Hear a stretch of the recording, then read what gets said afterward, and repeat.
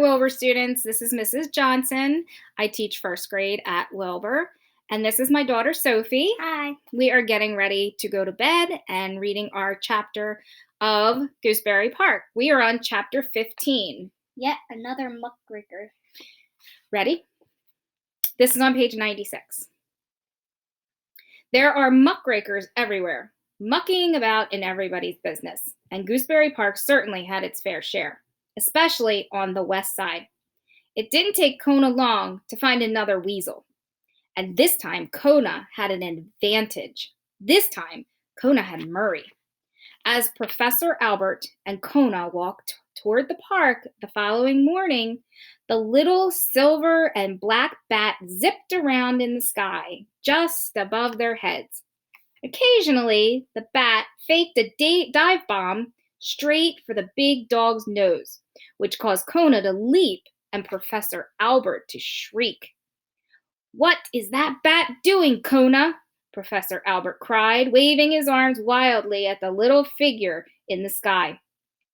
Kona knew exactly what the bat was doing, and he knew exactly what a good dog should do in such a case. Though he really wasn't in the mood, but he stood tall and barked and barked and barked.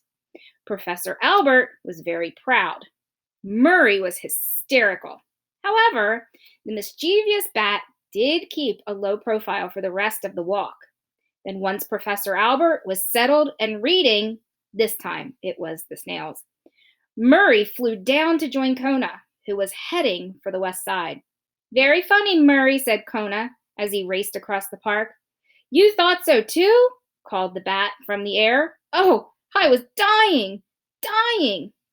Kona gave a huff of disapproval and ran on. When they reached the infamous west side of Gooseberry Park, Murray did an "ooh, that's just awful" routine, and sure enough, a weasel popped up out of nowhere. "Something's going on," he said in a low voice. "There certainly is, if you must know," answered the little bat, perching on a bush near Kona's head.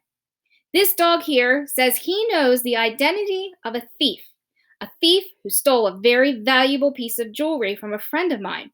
And do you know that this dog wants me to pay him for the name of the thief?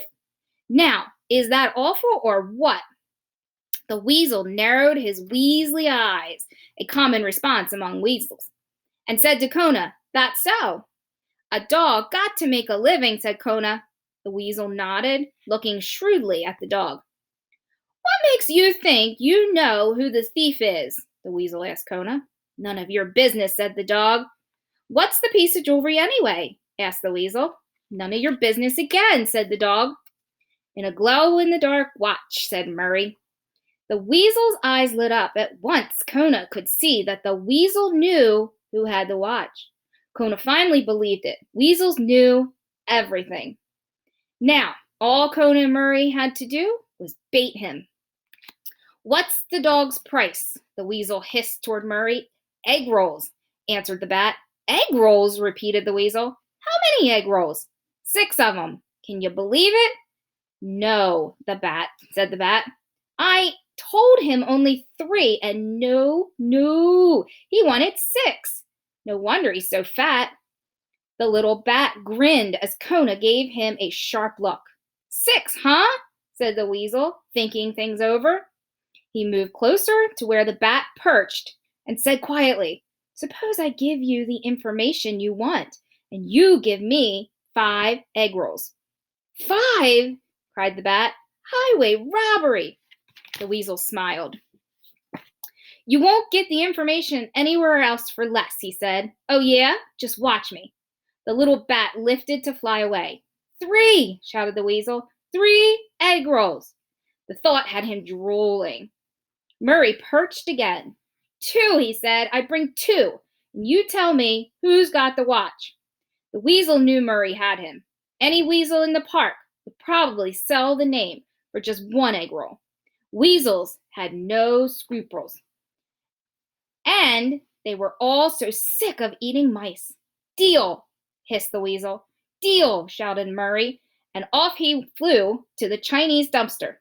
Kona, pretending to be angry at losing 6 egg rolls, glared at the weasel, and trotted away, actually back to the south side, where he would wait for Murray's return. The old professor had fallen asleep. Snails can be so tedious. By the time Murray finally came hurtling back to Kona through the trees, Murray landed on the professor's head. Here's a picture of the weasels. Murray, Kona jumped up. Be careful. Don't worry, said the bat. I have very delicate little feet. He can't feel a thing. Who has the watch? Kona asked. First, let me say that if I ever see another weasel again, it will be too soon. Who has it? I'm ashamed to tell you, said the bat, dropping his head. Here's a picture. Who? Said Kona. It's a disgrace, said the bat. Who? Said Kona.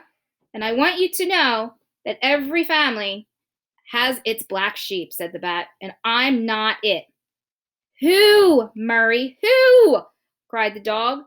The big, fat cousin Ralph, answered the bat. What? Your cousin? Kona asked. Your cousin stole Stumpy's watch? Ralph the Mouth, we call him, eats all the time. If you think I'm bad, you should meet Ralph. But why did he steal Stumpy's watch? Asked Kona. Oh, it's so tacky. Tacky, said Murray. Why? The light attracts moths, Murray answered. Ralph, who lives on the roof of Mally's department store, by the way, Ralph just sits there on the roof with the watch glowing every night and his mouth wide open. Isn't that disgusting? I can't understand who'd want a moth anyway, with all the dumpsters in the world. Why, I've found whole pepperoni pizzas, chicken nuggets, French toast with syrup. Murray, said Kona impatiently, forget Ralph's bad taste. You have to get that watch. Murray sighed. Boy, is my Aunt Olive going to be mad at me. Aunt Olive? Ralph's mother. She'll never speak to me again if I take that watch. She probably thinks he won it in a poker game. I'll never speak to you again if you don't take it, said Kona. No more Thanksgiving dinners at Aunt Olive's house, said Murray, shaking his head sadly. You have to, Kona said sternly. No more beet casseroles. You have to do it, Murray.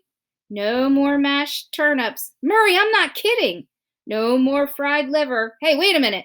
I hate all that stuff. Yuck. Ack. Yes, oh yes, I'll get that watch.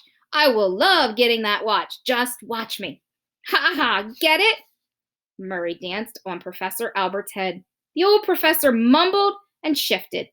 Hurry, Murray, Kona urged. We need that watch by tonight. Stumpy will be running through the trees on Miller's Street all evening. I'm sure of it.